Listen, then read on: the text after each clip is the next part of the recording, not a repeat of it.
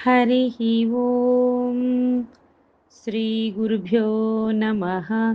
హరిः ఓం.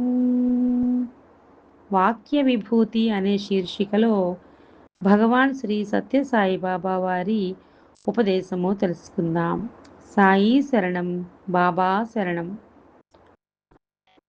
సత్సంగము. ఆధ్యాత్మిక వీరుల సరసన ఉన్నప్పుడు మీరు దుష్టశక్తులతో సాహసంగా పోరాడి విజయం సాధించడానికి ఎక్కువ అవకాశం కలుగుతుంది. ఒకసారి గరుడు కైలాస పర్వతానికి వెళ్ళాడు. ఆయన పాములకు ప్రబల శత్రువు. పరమశివుడు తన చేతులను, కంఠమును, నడుమును సర్పహారములతో అలంకరించుకున్నాడు.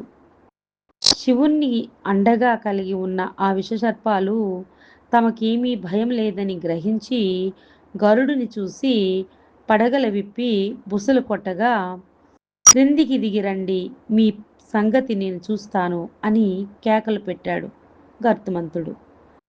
సత్సంగము వలన సాధకునికి లభించే రక్షణ కూడా ఇటువంటిదే.